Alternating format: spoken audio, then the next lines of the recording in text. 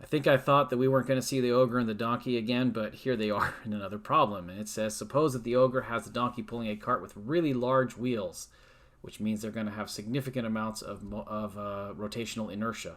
If the donkey applies a force of 425 newtons, the ogre cart and the wheels have a combined mass of 375 kilograms, but that each of the two wheels individually contributes 35 kilograms, right? So 35 kilograms each, total of 70 kilograms of wheel there, I guess, right? Since there's two of them.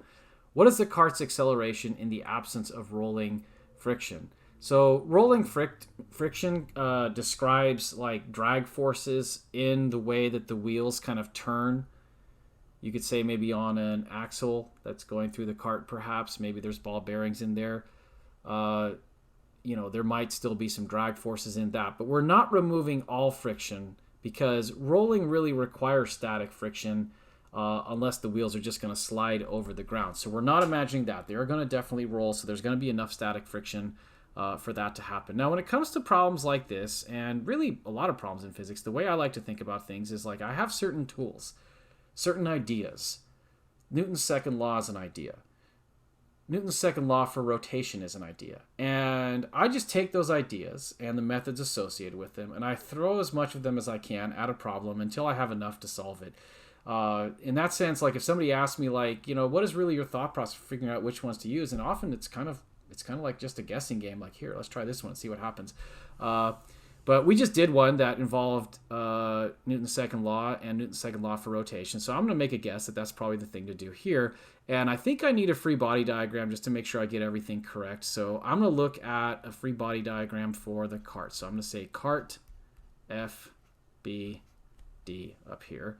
And I think the cart's going to have a gravitational force. It's going to have a normal force. I may not care about those, it turns out. There is definitely a donkey pulling it, right? So here's maybe a force for the donkey's pull. We could say that that's F sub D. I think that's going to be that 425 newtons that we were given. Since we already discussed that rolling friction does not remove static friction with the ground, and those are some big wheels, there's going to need to be a force applied to them to make them roll. And I think that would point to the right here.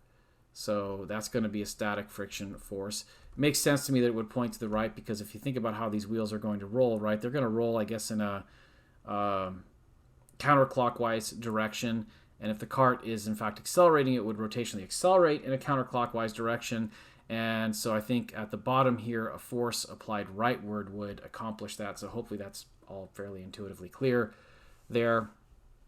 We could probably dive into some weeds about torques and directions to make that more clear, but I think that's enough. Intuition is good enough is what I'm saying. So we're going to apply F equals ma to this. And maybe I'll just write F equals ma because I'm mainly interested in the horizontal components. So I could make this vectors and then say, oh, let's do x and y. But I'm really just interested in the horizontal components. And let me recognize as well that the direction of acceleration is this way. And maybe if I'm willing to be a little bit fast and loose with this, we'll just make left positive for today. We'll do it different than we usually do. I'm just going to say right now, left is positive, right?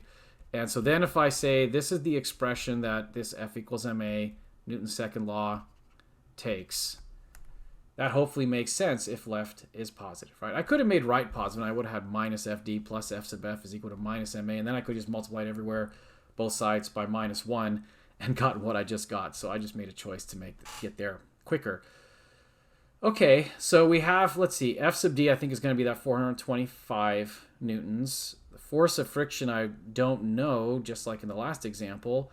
This mass, maybe I'll put a little label here because we do have more than one mass here. So hopefully everyone's cool with me just kind of putting an arrow there or maybe a little line saying that's 375 kilograms. And of course, we're being asked for acceleration, right?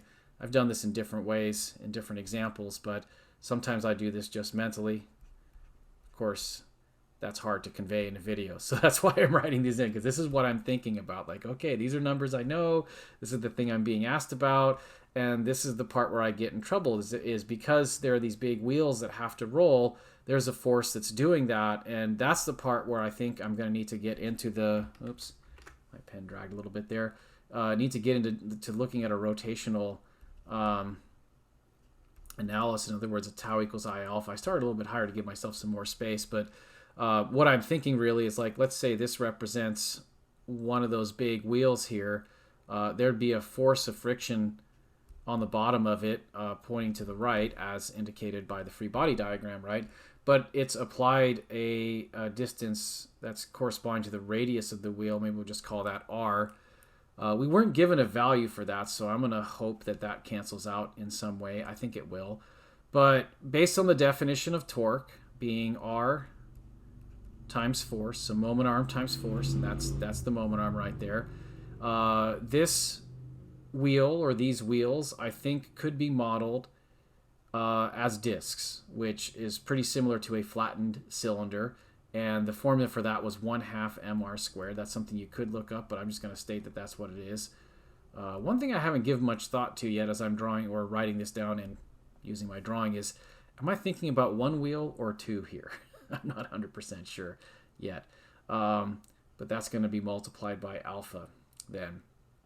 And that's something I might need to think about a little bit here, because I just wrote M here. I wrote M over here. This M was a total mass of the cart, but we said that each of the two wheels contributes 35 kilograms for a total mass, or for the both wheels being 70 kilograms. And maybe that's what I'd like this to be. If maybe I just say, hey, there's like two discs and let's just combine them. Imagine they could be one disc, right?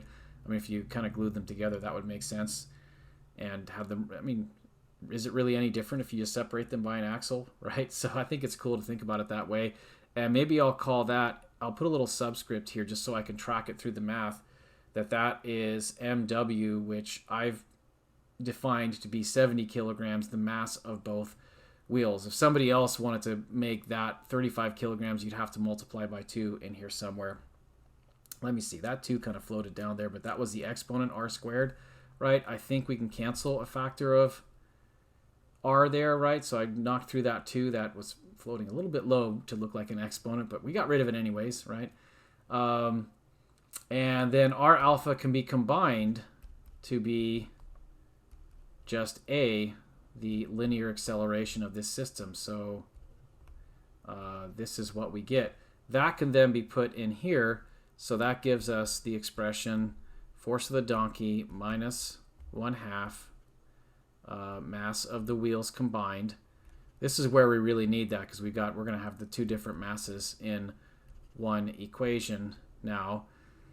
And we are asked for acceleration. So maybe I'll start by just adding to both sides this term, the minus 1/2 mass of both wheels times acceleration term.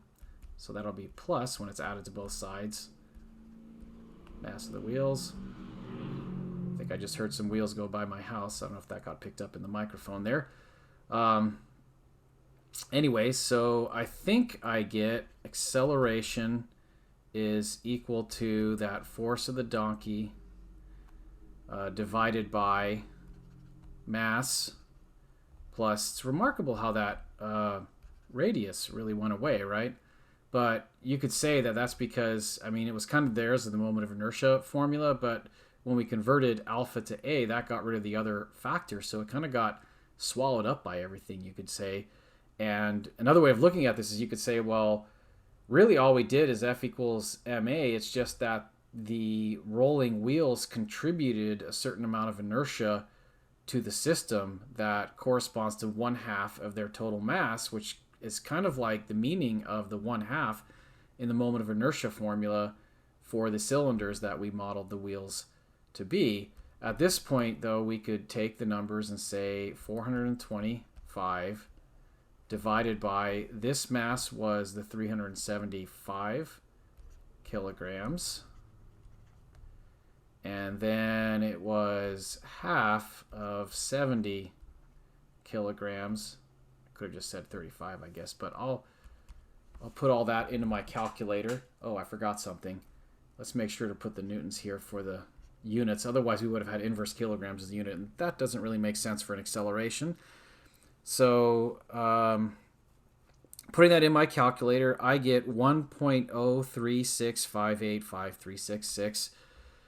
I think we can round that off to 1.04 in light of how the information is presented to us, at least provided we are following significant figure rules. I've often said I'm not too picky about that, but oops, I'm writing something wrong here now.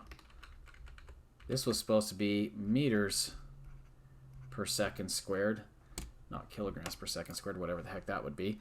So 1.04 meters per second squared.